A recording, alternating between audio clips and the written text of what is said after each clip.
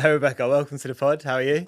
Yeah, good. I've had a good sleep, rested, nice journey in. So, yeah, I'm feeling happy. Good. Well, thank you for coming down today. And obviously, thank you in advance for sharing your story because I'm sure this episode is going to help a lot of people. The first question that I ask all my guests is sort of taking it back to the start. So, could you tell me a little bit about your earliest memory of alcohol or drugs? Yeah, so my earliest memory of alcohol, so I started drinking before I started drugging, is not really a memory. Okay. So for those listening, and identification purposes, I'm an alcoholic, workaholic, drug addict, and sex addict in recovery. And even though at the time I wouldn't have said that at all, I drank alcoholically from the first go. So I was about 14, and I was, school dating someone who was 16, and I thought it was really cool. And then it was one of his friend's 17th birthday, and someone brought a load of vodka, and I beelined for it. I thought it was really cool, and I poured myself a drink, and that's the last thing I remember. I woke up with a bucket full of vomit next to my bed at home the next day. I didn't remember anything. I was told that when my parents came to pick me up, I think it was only 2.5 hours after I'd arrived. And I couldn't remember who my stepdad was. And he'd been in my life, 15 years at that point, or like 10 years at that point. And I couldn't remember his face. Wow. So that was my first experience drinking. Yeah. So you dived right in then. Yeah, dived right in. And yeah, I remember it being warm. I remember it being nice. And then I don't remember anything. Yeah. So did you at that point, because you said you beelined for it straight away, and you said your first experience was sort of the experience of realizing, oh shit, actually I'm an alcoholic, but you didn't know at the time. How did that sort of progress, and did you feel like that straight away, or was it something that happened over time, if that makes sense, to the point where you thought, actually this is a bit of an issue, or was it something that you realized instantly? So I think intellectually, I knew what alcoholism was. My mum is sober in recovery since she was 30. So I was really, really young when she got sober. And she's always been honest about her story. So I knew, from the outside what an alcoholic was. She had said that it gets worse, never better. Did I think it was me? Absolutely not. No. Not at all.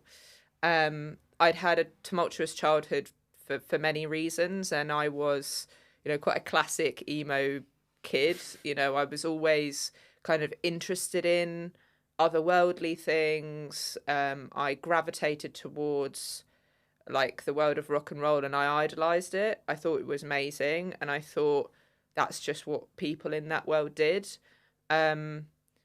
I think I gravitated towards alcohol and that life in early teen years because I wanted something that would help me fit in. I was bullied quite badly at school. I had an eating disorder. I didn't dress like other people in my school dressed. I listened to, My Chemical Romance and Korn from the age of 11 when everyone else was, listening to what was in the pop charts. And I found it really difficult to find my tribe. And that's something I still, sits with me today. And we can talk about that a little bit later. But I found it really, really difficult to fit in. Whereas when I drank, I felt like I was able to do anything, and I cared less. I cared less about not fitting in. And I was suddenly the topic of conversation. I've since day one been someone who, when they drinks, puts themselves in the center of the room, does, crazy shit. I'm a bit of an adrenaline junkie, I've realized, and alcohol facilitated that in a really big way. So then people would start talking about me, and I didn't really care if it was bad. I just wanted to be on people's lips because I'd felt so left out for so long. So I think about this often. I don't think that me being bullied or what I went through as a child necessarily caused it. We know that there's a genetic kind of factor to alcoholism. And, you know, my great uncle also is an alcoholic. He got sober at 32, and still sober to this day, which is amazing. But it's also, you know, it could be a societal thing as well. But I've always looked to it as a way to make me do things I couldn't do when I was sober. Yeah, I resonate with that massively. I think it's like a center of attention thing. And I don't know about yourself, but since I've got sober, I've realized that I actually don't really enjoy being the center of attention as much as I thought I did. And it was a confidence booster for me as well. I felt like if I didn't have a drink, I couldn't get up and dance on the table. But wanted to explore a little bit more about your journey as you got older. So you spoke a little bit about being sort of 14 and the house party days. How did your drinking, and obviously we spoke a little bit about drugs as well, at what point in your journey does drugs get introduced, and how does it change as you get a little bit older? So as you're allowed to drink essentially legally, you're going out to bars, clubs and things like that. So drugs were introduced quite soon after. I lived in the suburbs of London, and people just get stoned often. So, you know, as soon as you pick up drink and you like it, what I now know as the phenomenon of craving is awakened. And for me, I was always looking for the next hit of something. And so when I found weed, it was awesome, you know, and it was different because when I smoked weed, I was able to be present and I could remember stuff. I've been a blackout drinker since I started drinking. And, you know, I'm sure you've talked about it on podcasts before, but I think it's worth mentioning blackout is different to passing out. Yeah. Often there's a misconception that when you black out, that's passing out. I was fully functional in blackouts, and we could talk about this also later. I've travelled across the country in blackout. You know, I've been on stage in blackout. I've done crazy shit in blackout that I have had recalled back to me.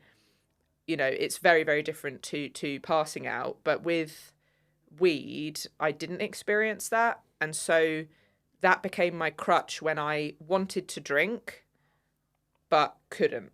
Right. I would smoke weed. And then around 16, it was that year 11 summer, I'd left the school that I was in, and I was about to go to a new college.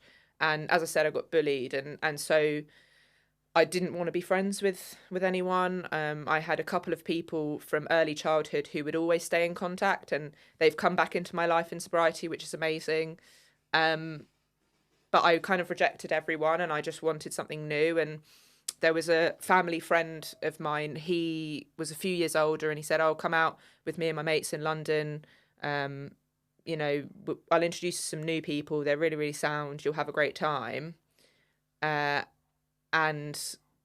I started going out, hanging out at the top of Primrose Hill, taking drugs and drink, and it was just there. And I don't remember the first time I took a hard drug, but I remember it always being around from that point on. I think that year 11 summer, I had maybe 1 or 2 weekends that I wasn't taking coke or MDMA. And I thought I was really cool because I was 16 and doing this stuff. I thought I was amazing. And I remember when I started college, I introduced hard drugs to the people that I became friends with because I was like, look at this cool thing I found. It's a classic, isn't it? Yeah. And I started at that age with zero money, spending any money that I'd earned from the jobs I was doing on drugs to give to other people so that they would join me in this journey. I thought I was like the coolest person in the world. And from then it kind of spiraled in my first year of college. And then I realized if I don't stop this, I'm not going to be able to leave home. And that was my goal. You know, I had real resistance to being at home. I wanted something different for myself.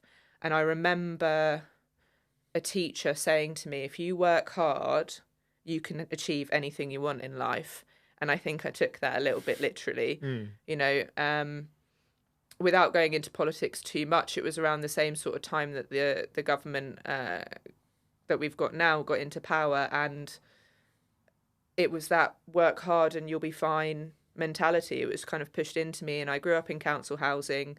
You know, we always had food on the table. My parents provided for us amazingly, you know, the best that they could, but I was by no means wealthy at all.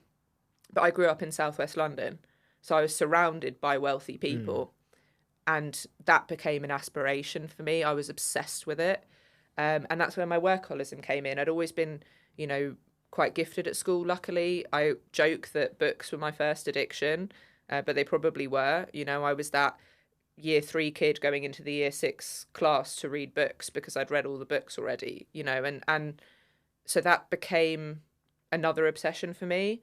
And so I kind of replaced drugs and alcohol with studying, with getting into a good degree program.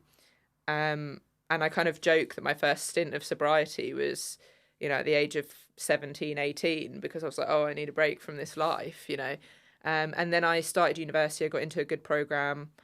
And I remember one of my friends coming to me, and we still keep in contact loosely, but we ended up living together. I remember he came to me, it was just after Freshers Week, and he said, oh, someone's bought some MDMA for the weekend and I've never tried it before. And you're the most responsible person I know because you don't drink or do drugs at the moment. And I just, you know, I need to know whether you think it's something that I should explore or not. And I remember saying to him, and now looking back on it, I know it's such an addict response. But at the time, I thought it was this guru who'd had it sussed. And I just said, oh, MDMA is amazing. It's the only drug I'll do till I die. Oh, fucking hell, yeah. And that's the advice I gave my friend, you know. And I was so warped that I just thought I had it, you know, down because I could stop for this period of time. But one thing that I think is a real misconception around alcoholism and addiction is, yes, there is a point at which we can't stop, but that doesn't start from the beginning. Yeah. The difference between an alcoholic and even a heavy drinker or user is when we pick up, the phenomenon of craving kicks in and we can't control it after that first drink or drug, and it always gets worse, never better. So even though at the beginning I had these long periods where I could stay sober and I seemed to have a handle on my life, I couldn't stay stopped. I was obsessed with drugs and alcohol. It was in my mind all the time. I'd be counting everyone else's drinks. I'd be the first to say that that person was an alcoholic. You know, I'd be looking at what everyone else was drinking and commenting on the different alcohol types. And so at some point in university, I started drinking again, and quickly drugs came back into the picture. And then I got introduced to using painkillers abusively.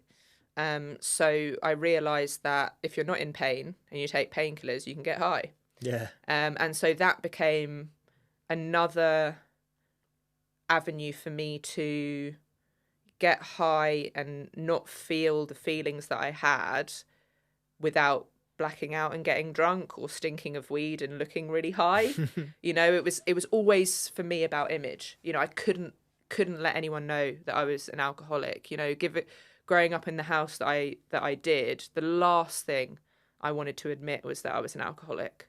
You know, I couldn't be labelled with that brush, and so I would hide it with other things, but I'd be lying to myself constantly, you know, and I remember one time sitting there with my friend and I'd had a load of Xanax tablets in my room, and she was like, oh, why do you have these? And I was like, just to take the edge off, you know, and she was like, but why do you need this? Is, you know, in this country it's not even legal to prescribe. And she was like, but why do you need this? To take the edge off what? And I remember in that moment going, maybe she doesn't feel the pain that I feel every day. I thought everyone was walking around in pain constantly. You know, I just thought, like, I really, really thought that the way that I was thinking and feeling, everyone was feeling. And it was in that moment that I went, oh, some people don't feel pain every day. They don't need to take the edge off of life. But I kind of just put it to one side. And then when I joined my master's program after finishing my undergrad, I moved back home, and we lived in a dry house, so we never had alcohol or drugs at home. And I really struggled with that. And I think at that time, I would just label it on my parents. I say, oh, they're so lame. It's their problem. It's not me. You know, I can't believe I can't have it. And so I would hide stuff. You know, that was the first time that I started hiding my drugs and alcohol. And obviously they knew, you know, Yeah. they know what an alcoholic is.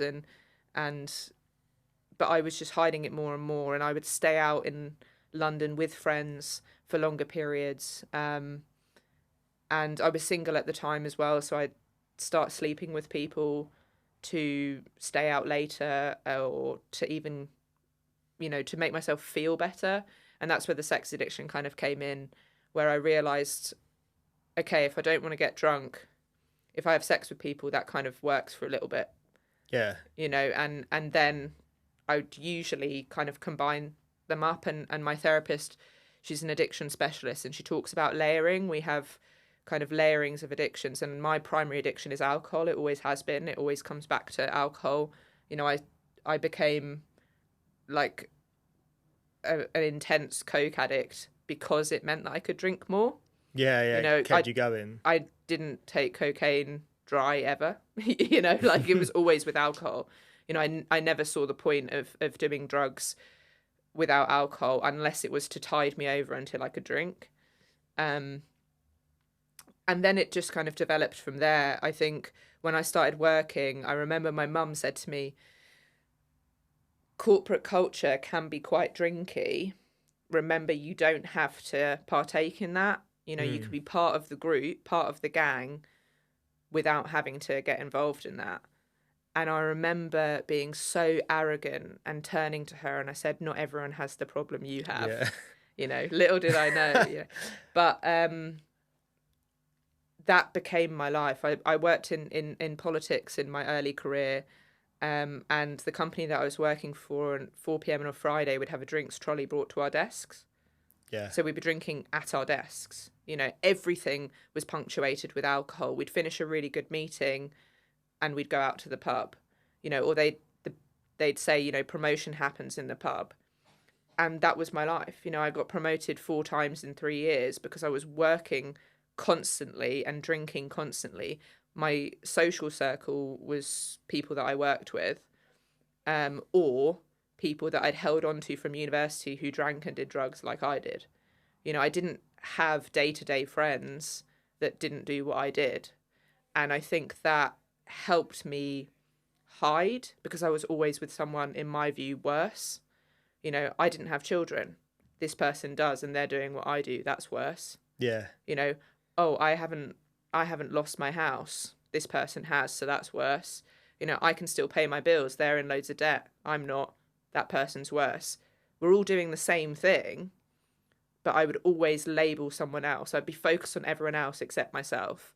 And then I started to go out a lot more to like raves again and festivals, and drugs became a much bigger part of my life. I had periods where I could maybe have, you know, it's funny because to regular people who drink normally, this is still an insane amount of drinks, but to an alcoholic, it's not. I'd have like 5 or 6 drinks and be able to stop and take myself home for short periods. It wouldn't be long, but I'd do that for like a month or something.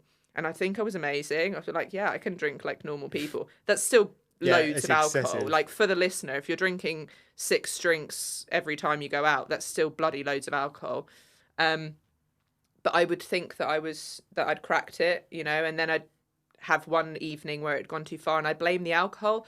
And I was shocked when I realised that this was kind of a symptom of alcoholism when I came into recovery, that if you are eliminating alcohol groups because you think it's the gin that's causing you issues, or the rum that's causing you issues, or, oh, it's because it's beer. I don't agree with beer. You've got a drinking problem. Yeah, literally. Like alcohol is alcohol. And yes, if you've got a gluten intolerance, don't drink beer. Like there's things like that for sure. But in terms of getting you drunk, it's the first drink that does it, not the fourth. And I think that I didn't realise that. I was always like, oh, it's because I had a gin and tonic, when I know that gin messes me around. And I would convince everyone in my life about it. You know, I'd research alcohol groups and spew out facts to make people believe that I had this thing sussed. And, you know, unbeknownst to me, my friends at the time who have stuck around and stayed with me would call these my different eras. Like I had like a Pete Doherty era where I was just like fucked all the time, you know, and then I had a Kate Moss era where I didn't really eat very much. I'd smoke cigarettes all the time, do loads of cocaine, and only drink kind of girly skinny girl drinks, you know, like I'd love, you know, a skinny bitch, like a vodka tonic, or I'd love anything tequila based, things like that. And then I had, you know, my football phase. Like I love football a lot. And I would surround myself with football lads because it meant that I could kind of hide in plain sight. And they thought it was really cool that there was a girl who likes football and drinks loads of beer. And so I just surround myself with groups of people that would think it was really cool. And then, you know, my latter part of my drinking was kind of my Patsy Stone era, like champagne and fancy wine. I can't be an alcoholic, you know? Yeah. Like I can't be, if the truth of the matter is you just spend more money. Yeah, like, yeah, it's not good for your wallet. You know, I became an amateur sommelier at detriment to my bank account. Like it, you know, it was complete charade, but all of this was just me trying to convince myself that I couldn't. But I guess spinning on from that, and we can talk about that a little bit more, my journey to sobriety started when I made an attempt on my life in 2022. And that had been after years of trying to stop drinking, not being able to, or, you know, doing what young people call being like Cali sober, just smoking weed but not drinking or taking drugs. Or I had a period in the pandemic where I maybe had like 2 drinks in a 6-month period and I thought I was amazing, but every evening I was taking copious amounts of codeine to go to sleep, or Xanax if I could find it. You know, I was smoking weed at any opportunity. Like I'd go for, you know, the walks that we were allotted so that I could smoke weed away from my housemates so they wouldn't know that I was high, because anyone that I was living with would bring it up every now and again. Like they'd bring up, oh, you're getting drunk quite a lot, are you okay? Or, oh, you've been smoking a lot of weed, like, are you okay?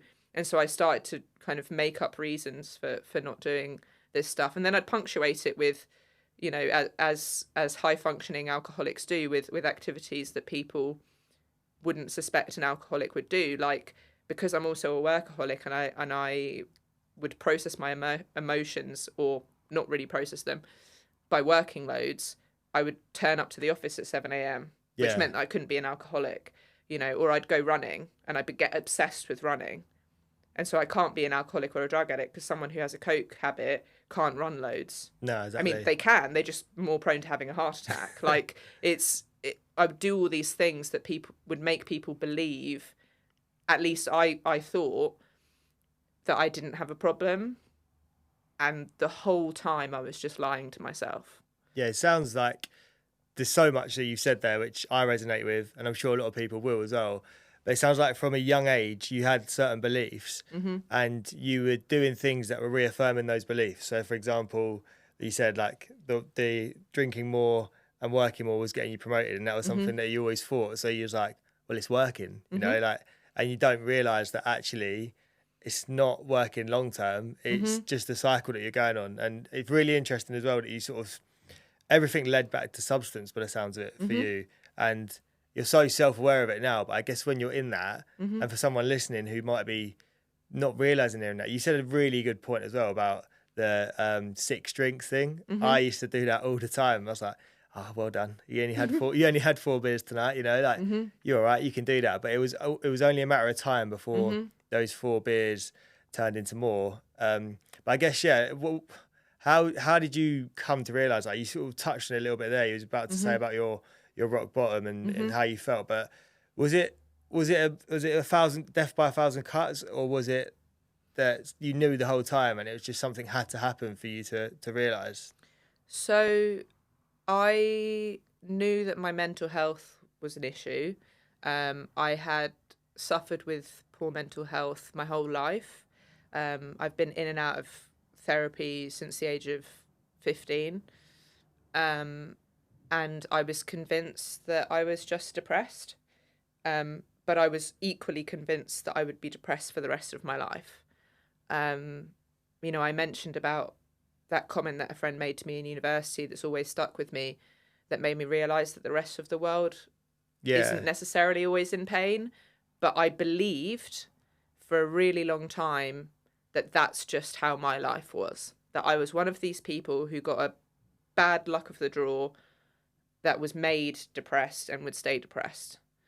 And so I didn't realise it was the substances, but for me, the substances was always justified by my depression. And I won't go into it too much today, but I also was in an abusive relationship, which for me was a ticket to drink and use more. And if anyone questioned it, I would bring it up. Yeah. Oh, well, you don't know what I'm going through at home, or I would call my friends up crying, saying, this has happened to me. Can we go to the pub? And they would never say no. Yeah, why would they? Any good person wouldn't, would they? But I'd always suggest the pub. I'd never suggest going to their house. I'd never suggest going for coffee. I'd never suggest going for a walk. I'd never suggest, can I just be held and hugged and made to feel loved? I would always suggest punctuating anything that went wrong in my life with drink and drugs, but I still didn't realise that was the problem. But when I tried to take my own life, I'd had about 3 months of drinking pretty much every day. I didn't black out every day. I had many of these instances of just having a few drinks and going home, but I needed to have a drink every day. I'd got to that point of my drinking where the second that work finished, I was pouring myself a drink, or I would be in the office suggesting at 3:30 where we would go at 5:00. I was always punctuating it with some sort of drink at the end of the day. But because I wasn't drinking at work, and I've never been someone who used substances at work, I still convinced myself that it was just a rough patch that I was in, and that because I was working really hard and I was in an abusive relationship that I was trying to get out of, that it was fine. And I had a lot of work travel at that time and experienced a lot of jet lag. So I would, if I was in countries where weed was legal, I would smoke joints before going to bed alongside many glasses of wine or, whatever. But I would be playing this kind of game. I was an extremely skilled actor of like being in front of my friends, super happy, commanding a room, doing public speaking on mental health, suffering like this still in the background, because I had kind of got it all together in my head. And I came back from one work trip, and I made an attempt on my life, which luckily he heard, came in and intercepted. But I was determined to die again. I was really determined. And then I remembered Samaritans. And I thought, okay, let me try it. At least they won't, call the police on me. Because I had such a fear of being sectioned, because being sectioned meant my reputation would go down the pan. I wouldn't be able to work, all this sort of stuff. So I was like, I don't want the police to be called, which is what my ex was kind of threatening if I didn't calm down, because I was so determined to die. And I called Samaritans and I was on the phone with them for 3-4 hours maybe. And they got me to a point where I would reach out for help with someone else. And at that time, one of my friends is a nurse and she was doing kind of early shifts. And so she responded to a text that I'd sent her a couple of days before, quite early in the morning, and my phone kind of flashed up. And so I just kind of word vomit texted her what happened. And that started my kind of journey to recovery, but I'm not sober from that date.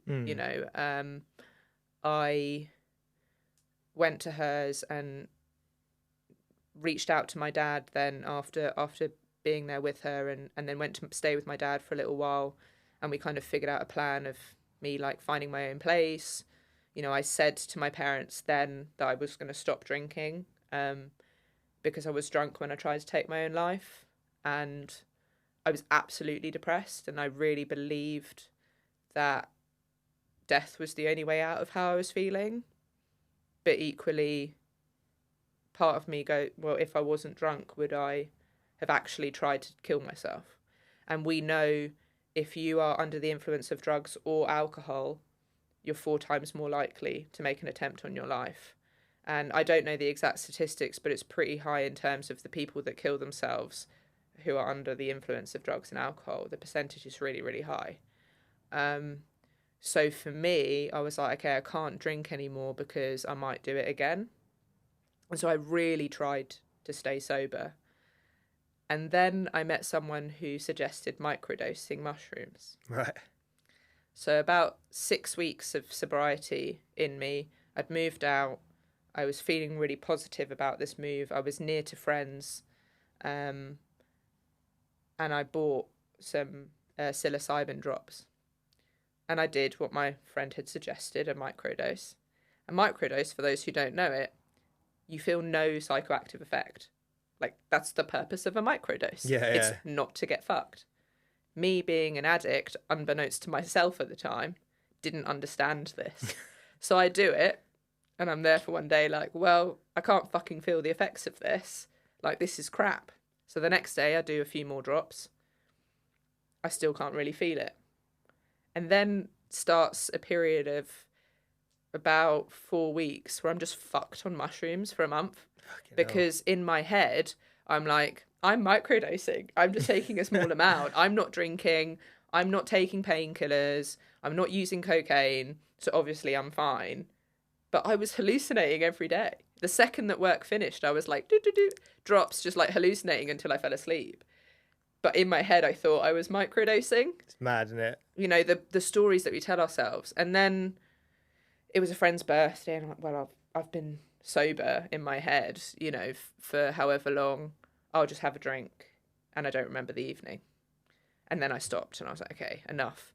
I'm not going to have any drinks at all until my birthday, which was, 3 months later than that. And then even on my birthday, I remember buying non-alcoholic Prosecco, and at my pre-drinks, I drank non-alcoholic Prosecco. Like, I was convinced that I maybe wouldn't even drink for my birthday, even though I'd hired out a bar for my birthday evening. And I ended up doing what I remember after saying, I'm never touching hard drugs again after my, attempt on my life, and I'm not going to drink at all like I did before. What I remember of that evening, I had 8 cocktails and 2 bags of cocaine. Yeah. Yes, to the listener, that is a lethal dose of cocaine. Mm. And I'm still standing. I don't know how. But like the grace of, if you believe in God, the grace of God, I'm here today somehow. And I remember waking up after my birthday going, fuck, it's happened again. Yeah. And I started to realise. I bought Matthew Perry's book. And I read it in a few days and realised that was me. Yeah. What he was describing was me. He talks a lot about his dependency on painkillers. I hadn't factored that in. I thought that was, again, a normal thing that people did to get through the day still. I hadn't factored that in, but I couldn't stop. And I would tell people all the time, oh, I'm just going to become, I skate. I have, a lot of friends in the music industry and kind of surrounded myself in that world at the time.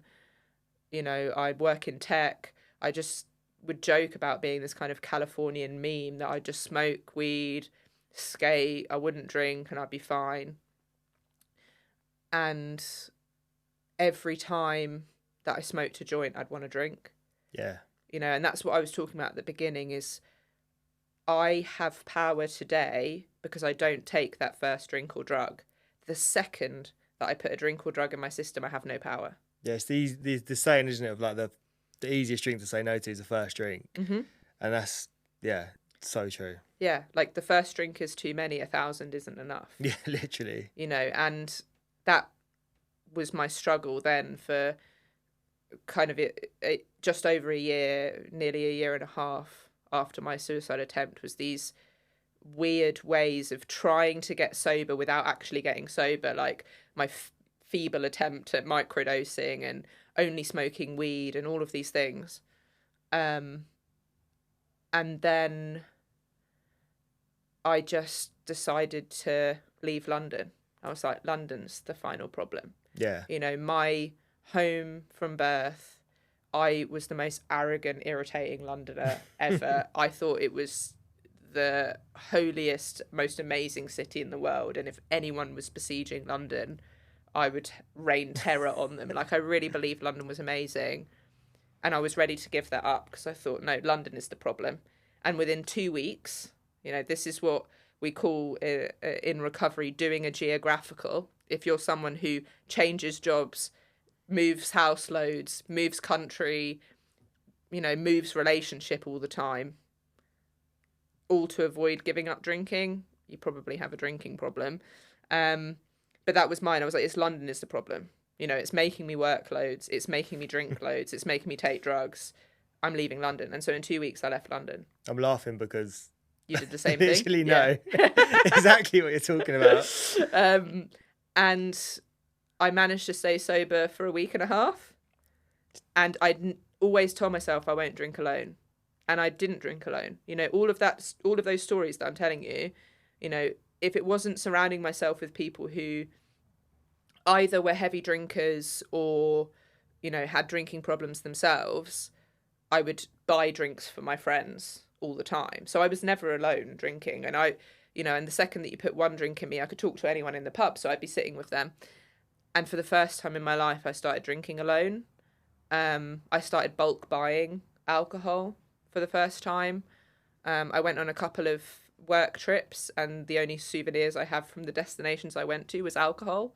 You know, I'd come back from, you know, France or Portugal or wherever with just a case full of wine because it was so much cheaper. And in my head, I still didn't really think I had a problem, you know, because I wasn't touching cocaine and I'd left London and I was still working crazy amounts, but I kind of thought that was fine. And I'd also stopped dating because in my head I was like, if I'm, you know, I mentioned being a sex addict. I was like, if I'm not being horrible to people, and through dating and my sex addiction, I was really horrible to people directly, then it's not a problem. So I just tried to eliminate some of the consequences. Yeah. But I wasn't thinking about the consequences on myself and how that affected the people around me, right? Because I was like, if I'm just punishing myself, it's fine. And then it was a friend's birthday, actually 2 friends' birthdays. And I was going back to London for the first time. And I remember being so nervous because remember I'd built up in my head that London was the problem, not me. And so I bought a couple of bottles of Prosecco to take with. Now, again, listener, if you've bought 2 bottles for yourself, that's still too much alcohol for one person in one evening. But for my alcoholic brain, that was hardly anything. Normal. And that was nothing, right? I'm only going to drink these 2 bottles, right? That's what I said to myself. So I arrive at my friend's house. I put the bottles in the fridge, but I can't stand there with nothing while I'm waiting for my bottles to cool down. So we make me a drink. I have that drink. I remember getting through about half of the bottle of Prosecco. Someone mentioned they had a bag upstairs. I obviously went upstairs and took it. And then I don't remember anything. I went to the second birthday party. You know, I mentioned 2 friends. Don't remember anything. Don't remember how I got there. Don't remember who I spoke to. We went to a club. I only know that because the next morning I had a £300 bill from said club on my account. I'd also withdrawn 200 quid, which probably means I bought more cocaine. And I went missing. There was a period of time where the people that I was out with, when I was texting them the next day, said that I just disappeared and they thought I just hooked up with someone because that was what I used to do. So they, you know, didn't try and find me because that was just what my life was. Normal behaviour. It was normal for me to just disappear. Somehow, in my blackout, I reached out to the friend who was at the first party and made it to her house. but I don't remember any of this. And I woke up the next day, like a hangover is an understatement. I felt so ill. I was vomiting bile. I felt so disgusting in myself, and I wanted to drink. Yeah. And in that moment, I realised I'd hit the next phase. You know, and we talk about alcoholism being a progressive illness. Alcohol dependency is the very last phase, you know, and that's what people think alcoholism is. They think it's that dependency when you literally physically can't get off it and you need to be detoxed. Alcoholism is all of the stuff I've described before that point. But because of my, you know, family education, as it were, I knew what alcohol dependency was. And that was my stigma at the time. You know, I thought that was what the alcoholic is. And so I was lost.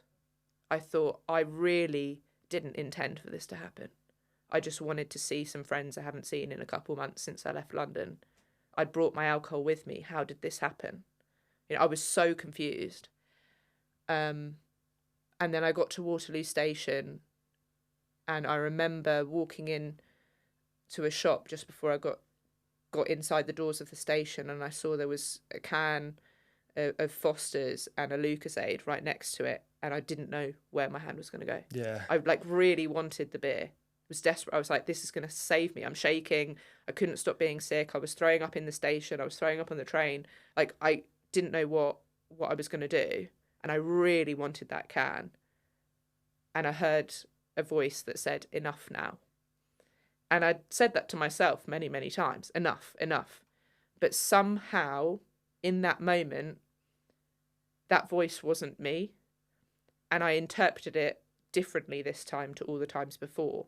It wasn't enough drinking, enough drugs, enough bad behaviour. It was, I won't save you next time. Yeah. And some people might call that a spiritual experience. Some people, you know, could say that was like a God moment, whatever you want to call it. I don't really give a shit because it saved my life. Because I knew in that moment, if I pick up that can, I will die. Yeah.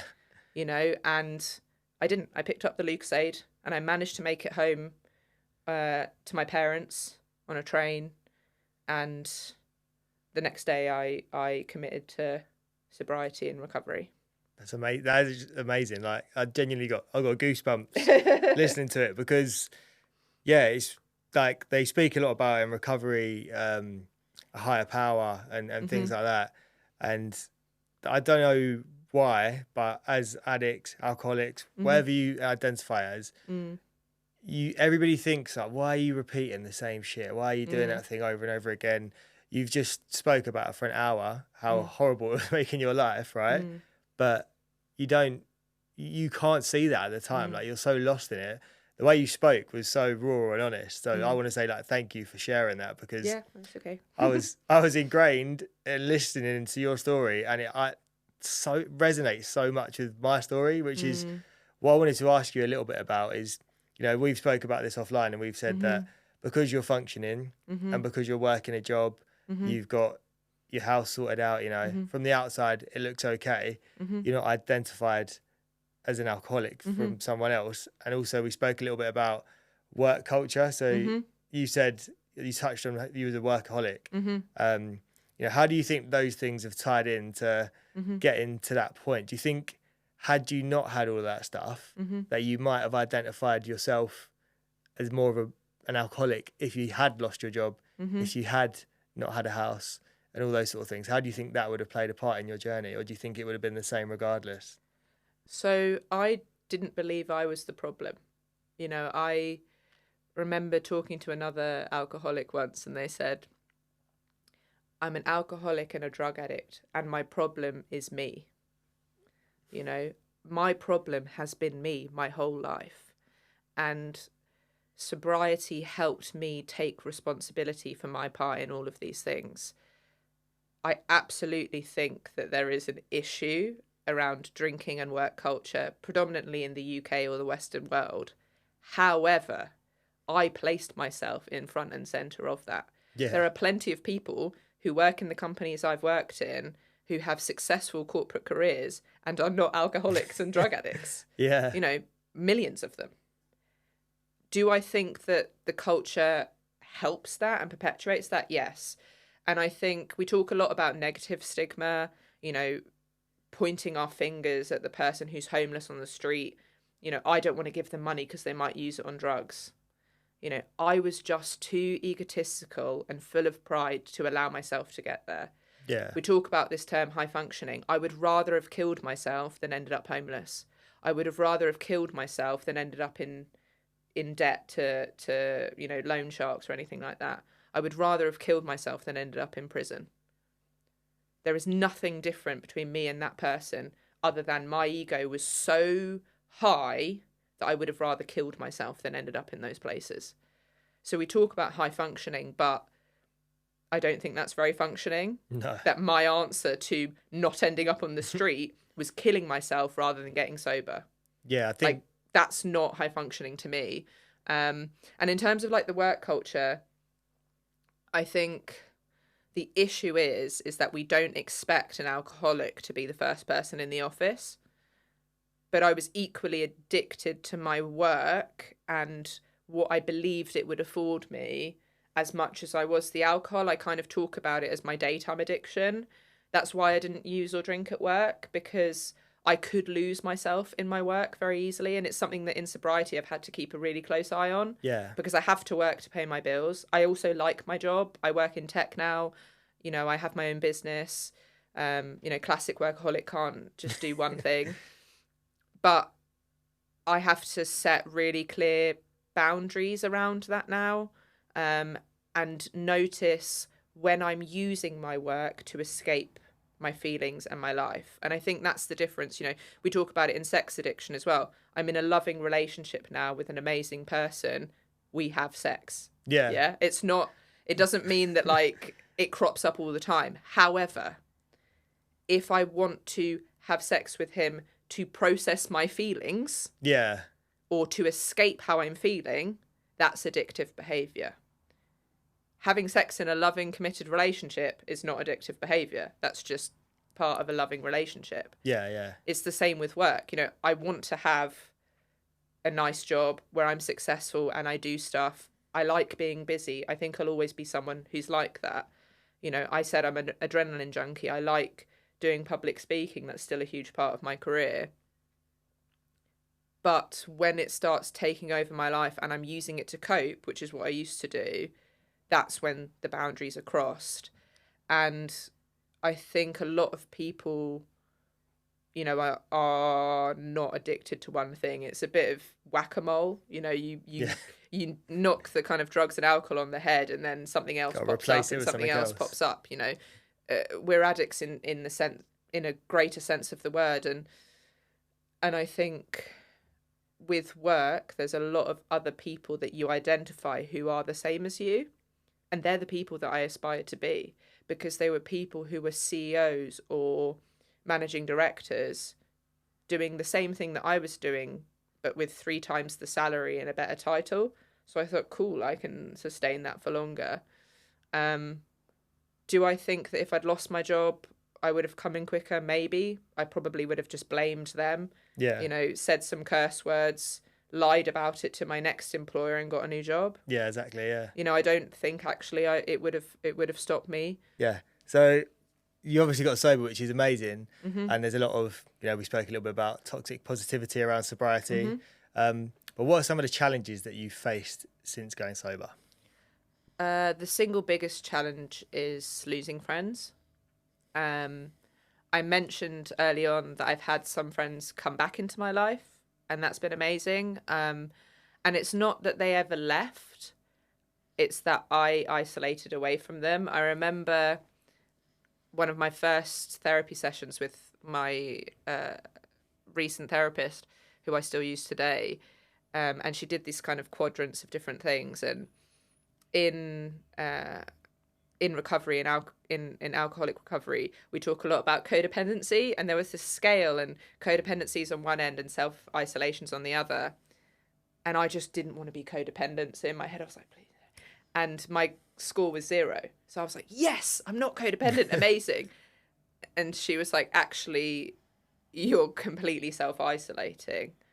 You know, that's terrible. It's one of the worst isolation scores I've ever seen.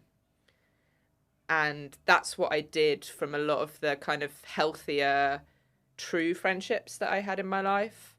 That being said, the people that I had in my day-to-day life, the group that I was hanging out with the most, particularly in the last sort of 4 or 5 years before I got sober, were amazing to me. You know, some of the people who were there after I made an attempt on my life, you know, I wouldn't be alive today if it wasn't for them. However, the lifestyle that we lived was absolutely enabling my drinking and drugging. You know, I don't have a right, in my opinion, to kind of label other people as an alcoholic or an addict. So whether they are or not is their journey, not mine.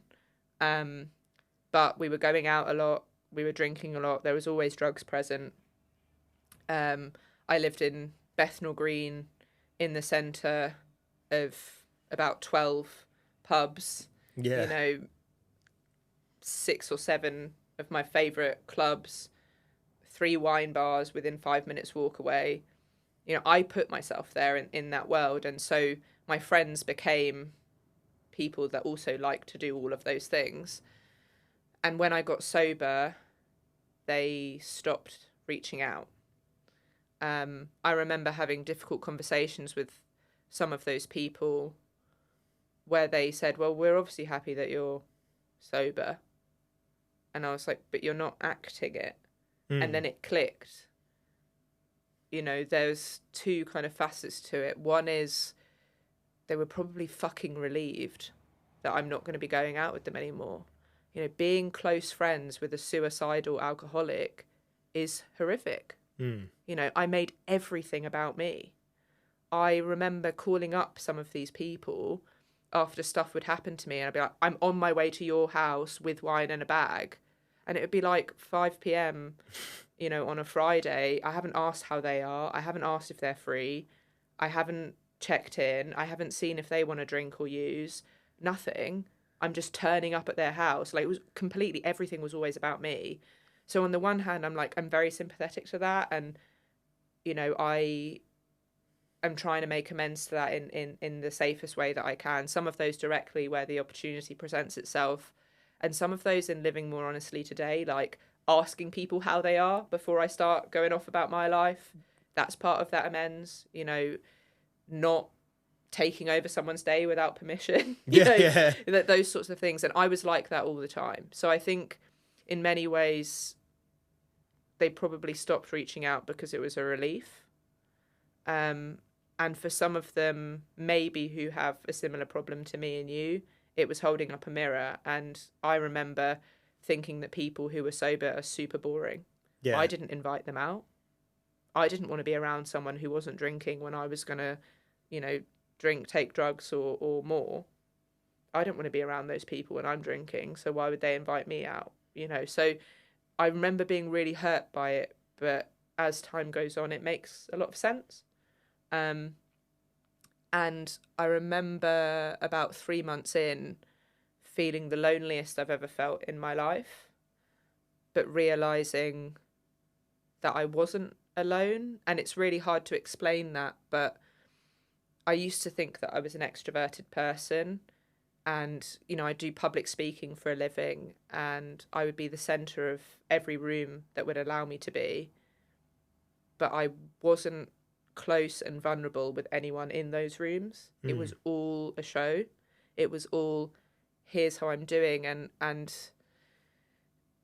yes, in many ways it was lying, but it was as authentic as I was able to be at the time. I didn't believe I was lying. And I think that's really hard for people to understand. You know, a lot of the stuff that we've talked about today, like, I fully believed I would stop drinking when I said I'd stop drinking. I fully believed I would stay sober when I said I'm not going to do this again. You know, when I apologized to people, I meant it with my heart. But I'm ill. Alcoholism is a mental illness. It's a physical illness. It's a disease. You know, it's been recognized for nearly 100 years as a chemical condition, but we still treat it differently. And when I said I felt the loneliest I've ever felt, it's because I didn't have those day-to-day friends anymore.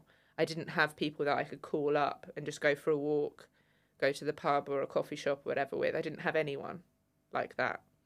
And I was living somewhere new, about to move to the coast where I live now, thinking, fuck, what am I going to do? But then I realised that there are other people like me going through this journey, and that's how we connected, who probably feel the same.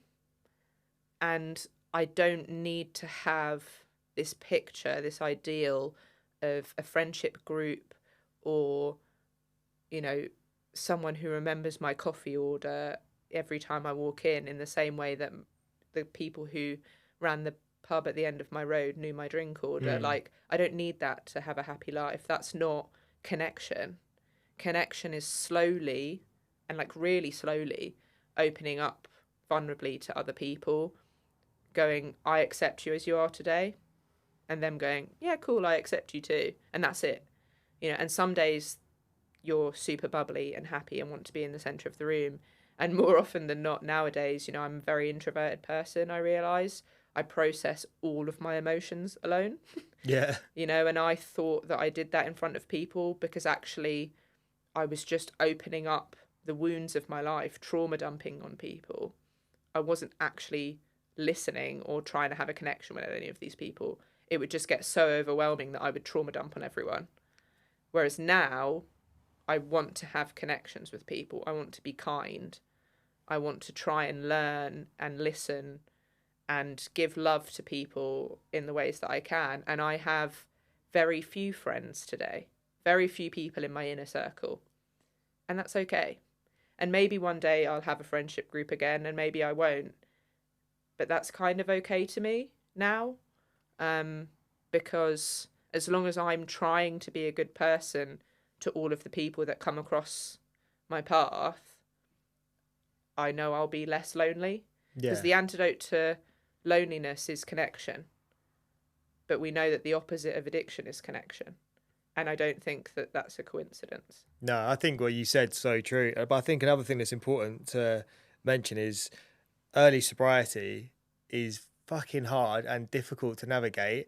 And you probably will trauma dump on people, or you probably will be a bit of a dick because you are literally becoming a version of yourself you've never been before. You are like a total different version of what everybody knows as well. And you're figuring it out, aren't you? And like the growth I've seen in you since I've known you is crazy. Like even having this conversation today, you can see that you're doing the work. And I think a lot of people get sober, remove alcohol from their life or drugs or whatever addiction it is they have, and they think, oh, that's me cured. And it's like, no, this is actually just the beginning of you realising you're fucked. And you're going to have to go on a real journey and also work at it daily. I think, you know, I didn't realise that for a long time. And now I realise if I don't work on my sobriety every day in one way or another, so whether that's like doing something good for someone else or being grateful for something or, you know, reaching out to people and offering them help, or the other way around and someone, you know, offering me help, that you said that connection. If you don't do those things daily, you start to really, really notice it. But I think you're a shining example of someone who's gone on that journey. And yeah, it's amazing, like the growth that I can see in you and how far you've come in your story. Standing here, like looking at you today and the way you spoke about your story for the last hour or so, it's a different person. Yeah, completely. And I used to believe that people couldn't change because I couldn't change for a really long time. And in a relatively short period of time, you know, at the time we're recording this, I'm nearly 9 months sober. So I haven't been sober for that long. And I have changed so much. And I'm really proud of that.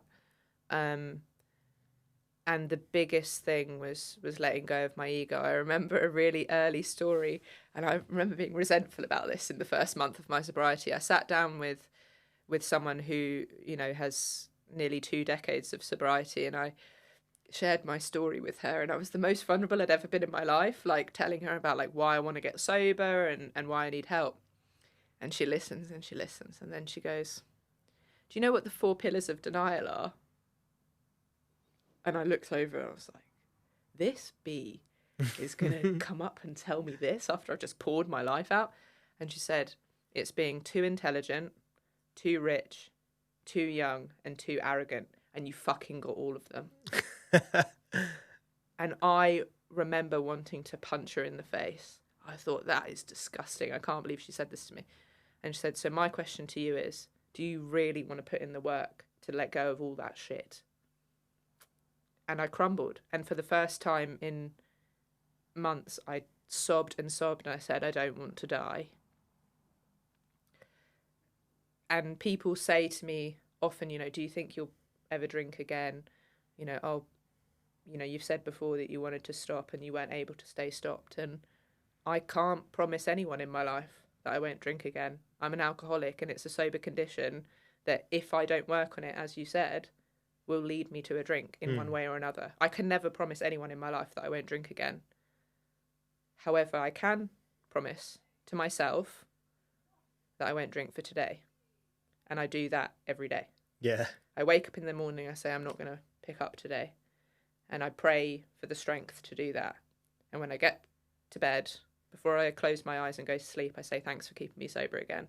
And I don't really know what I'm saying thanks to. My kind of conception of a higher power and God has changed a lot over my recovery period, and it will probably change a lot throughout my entire life. But I remember when I got into recovery, you know, having a real issue with the idea of a higher power, because I'd prayed so much in my life and nothing had stopped. But I realised that I've been praying for myself constantly. Like, I'm bartering, you know, oh, please, I won't drink again if you just let me do this. Yeah, yeah. Like, please save me from this shit, you know. And I was never praying for other people, you know, and I remember someone saying to me, it doesn't matter who your God is, just know it's not you. Yeah.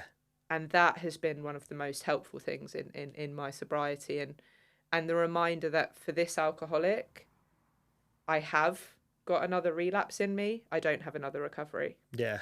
Like, recovery is really tough, and it's fucking amazing. And, you know, we can talk about like how awesome my life is now, but it's hard to face your defective characters and your ill behavior head on, to stand up in front of some of the people that you love and say, I'm beyond sorry for what pain I've caused you, and I'll spend my life trying to make up for that. And some of those people not wanting to talk to you, it's fucking hard. Yeah. I can't do that again. If I pick up a drink, I will die. I know that. You know, for this alcoholic, that's my story. So I can't promise that I'll never do that, but I can promise to myself every morning that I won't pick up today. And I just do that repeatedly for as long as it lasts. Yeah, you should be so proud of yourself, by the way. Like, honestly, it's amazing what you've done. And I think, you know, the way you speak about it is so raw and so honest. And there's so many people listening, I know, that are going to be listening to what you just said and just be like, fuck, yeah, that's me. And I think you said it beautifully. You know, it's fucking hard. Like, it is hard. And like you said, it's accepting that he was a bit of a dick. Yeah, it's so hard. Like, the whole time it was me. Yeah. Are you kidding? I was the problem. I was the problem. Like, is that a joke? Yeah. You know, especially like, and people talk about it often with dating, right? Like, and I talk about being a sex addict. Like, I was the first person to tell all my friends how horrible this, you know, guy or girl was, and I can't believe that they just used me, or, you know, like, I'm bisexual, and I would often, even though I haven't had that much experience with women, I would always be like, oh, they're so inexperienced and they just want to like use me for their experience. And I'm like, I was so horrible to these people, you know, and I remember like if someone would approach me and they'd want something more, I'd be like, oh, they're so clingy, I don't want this. And then if people were being like avoidant or treating me with the kind of disrespect I was treating them, I was like, oh, what an arrogant asshole. You know, and it was never me. It was never me, but I was doing the same things over and over again. And over the last 10 years, I've had some intensely close friendships that have lasted like at most a year. And they would always end the same way. It would always be me picking a fight, picking a problem. You know, yes, these people might have done something that was shitty. Don't get me wrong, like it wasn't 100% my fault, but I would make it a huge issue. There'd always be a huge blowout. I would cut them off. And that would happen repeatedly over the last 10 years, but I wasn't the problem. Yeah.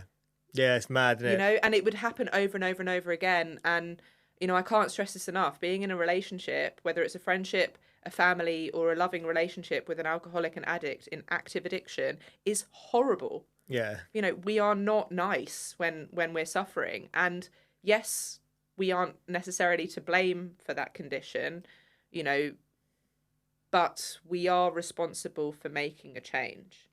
And you can't believe yourself sober. No. You've got to work at it. You know, I think about this often when we talk about like what makes a good person. And I've believed I'm a good person a long time, but I wasn't doing good things. And so today I can confidently say I am a good person rather than believing it, because I'm doing good things every day. I'm trying to help people. You know, I'm trying to, you know, just not blow my lid at everyone that pisses me off, because it's really hard living life sober with other human beings. Yeah. Human beings are really annoying. Yeah. Because they don't do things the way that I want them to. Yeah. Because this alcoholic is a huge egoist, and I would love the world to be as Rebekah wants it, but that's not the truth of the world. And so living life this way is really challenging, but God, it's so much easier. Yeah. Yeah. It's so much easier. Yeah, that's that cliche, isn't it? It's like, it's hard being sober, but it's fucking 10 times harder being fucked up all the time. Oh, it's 10 times so harder much. being addicted to drugs and alcohol and using that every day. But I think one thing I wanted to ask you earlier, you touched on it a little bit, and it was about, like, you said, you know, you've noticed that when you're falling back into habits, so you touched a little bit on it with like the sex addiction side of things. You said, like, when I'm doing that through my emotions, how, for someone listening who has got something similar they're going through, how do you notice yourself doing that, and what do you do to like bring yourself back around to where you are and you feel, okay, I've accepted that that was an issue, I shouldn't have done that, but I'm going to move on with my life now? And what is the things that you do to help you recognize that? So in terms of sex, I think that if you think you have a sex addiction problem, stop dating immediately. Yeah. Like I stopped dating and having sex before I got sober because I was causing pain to so many people, and it's horrible.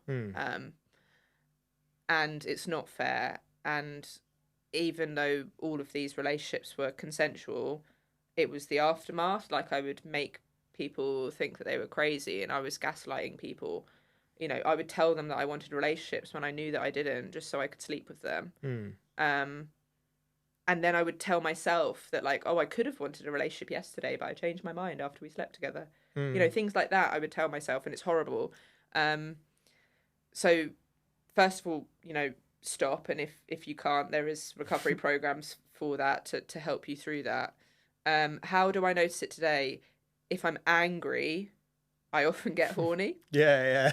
And it's really irritating bit of my addiction, but if I'm angry, I'm often really horny. Do not have sex. Yeah. And people will joke because they're like, oh, angry sex is amazing. Cool. I don't want to do it anymore. Yeah. You know, because if I'm doing it, I'm treating the person I'm having sex with, now, you know, my boyfriend, badly. I'm not giving them respect. It's not an equal relationship if I'm doing that. So I don't, you know, kind of act on those impulses. When I do those things, it's taking me away from recovery and sobriety step by step and closer to a drink.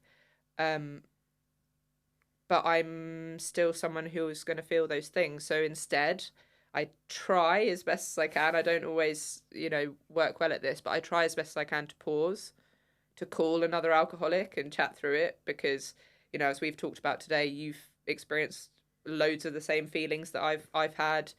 You will find someone who's experienced the exact same story. You know, I used to think I was so special and different, and I'm fucking not. You know, and that's such a relief, actually. I pray. It's a huge part of my recovery. I pray a lot throughout the day for other people. not for myself. And if I'm praying for myself, it's usually help me have the strength to let go of this feeling. Yeah. Help me have the strength to think kindly about this person that I'm not thinking kindly about. You know, I hated it when I came into recovery and someone suggested I pray for all the people I have resentments against. Oh, the worst thing ever. Praying for the people that have wronged me. Never. I never wanted to do that. I would like hex them. I'd create a little party where we could all burn pictures of them. But pray for them. Oh, God forbid. But it makes a huge difference, because what I'm doing in that moment, whether you believe in a God or not, it fucking doesn't matter. You are saying to something else, take this feeling away from me.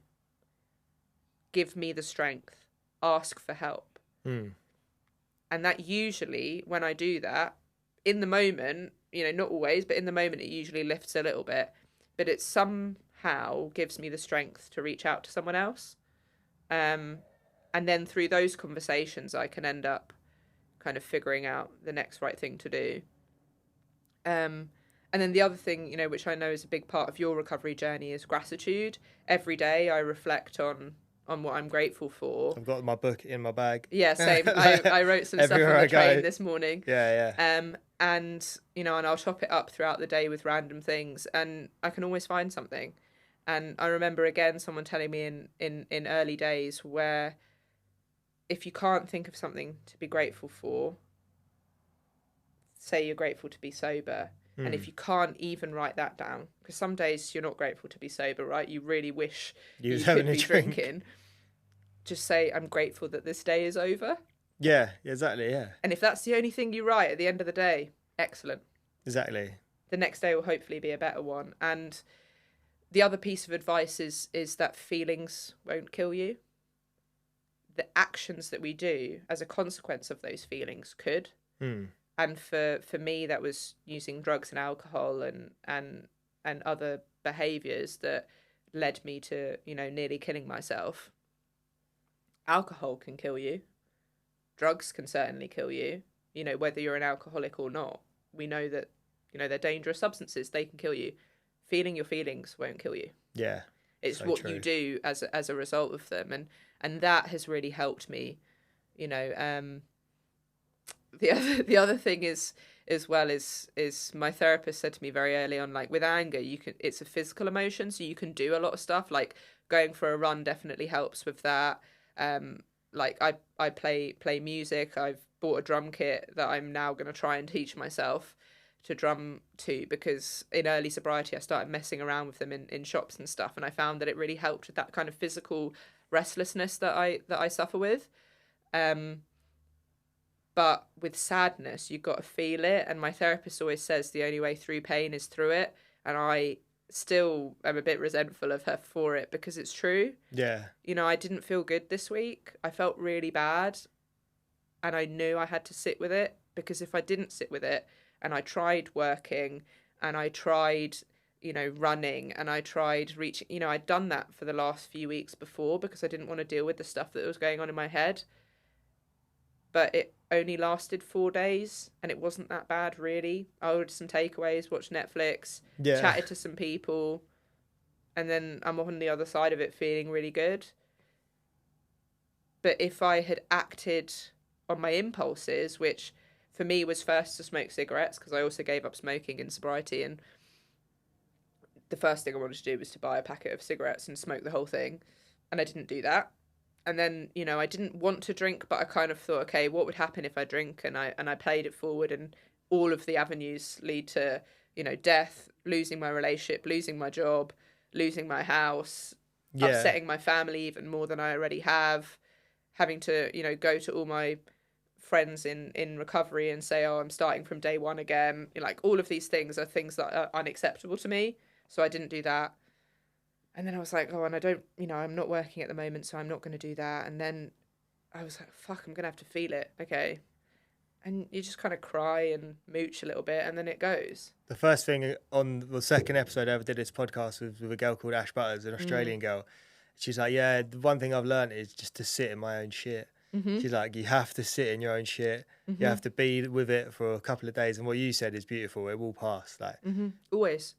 So we've actually not got long left, believe it or not. We've been talking for a while. Yeah, we could talk all day probably. Flown by, literally.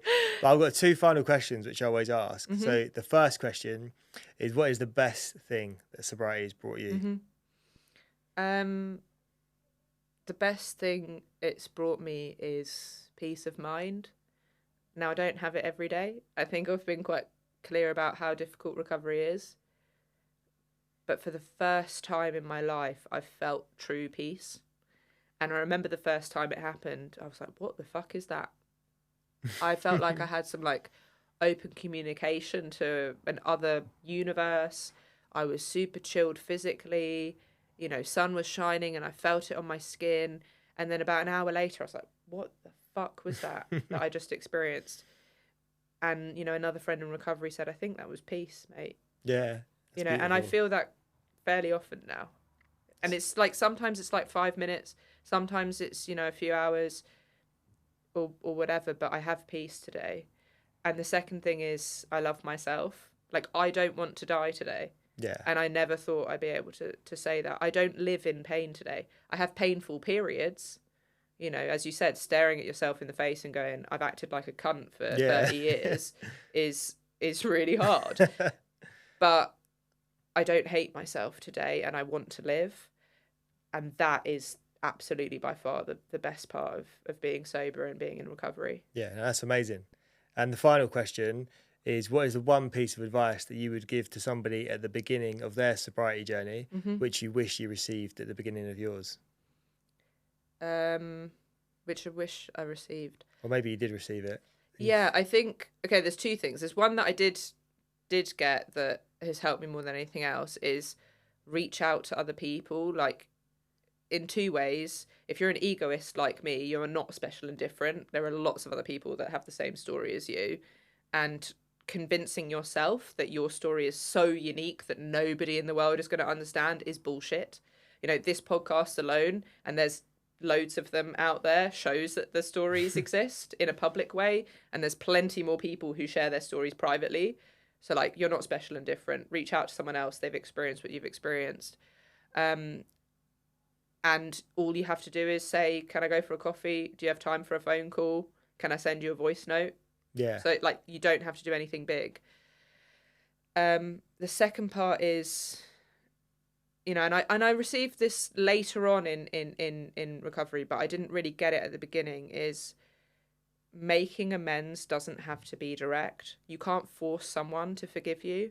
You can't force people to be in your life. You can't force other people to change. But what you can do is live each day a little bit better than the one before. You know, try and be a good person, whatever good means to you. And you'll make amends that way. And you might lose people forever. But life is fucking long. Yeah. I don't know what's going to happen tomorrow. And a lot of those people might come back into your life. And I have had some people come back into my life, even in this short period that I've been sober. But you can't force people to stay. You can't force people to believe that you're better. And you don't have any right to. No. You know, and I wish that I knew that sooner, because I did waste a lot of energy trying to force people to see that I was different, trying to force people to accept my apologies. You know, and if you're anything like this alcoholic, you've probably exhausted the word sorry. Yeah. You know, by the time that you get doesn't sober. mean much when you said it fucking mean 20 times. Yeah, it doesn't mean anything to the people in your life. But what you can do is start living differently, and maybe they'll see that you've changed, maybe they won't, but it's none of your business. Yeah, and it's for you, isn't it, at the end of the day, you know? So, but thank you so much for sharing your story. Yeah, you're welcome. Thanks for having me on and making this such a chilled space to be able to share it. I wish we had longer, but I think I've got a long day ahead. So yeah, you've got a long day ahead, so good luck for the rest of it. Perfect. Thank you. Thank you. Buzzing.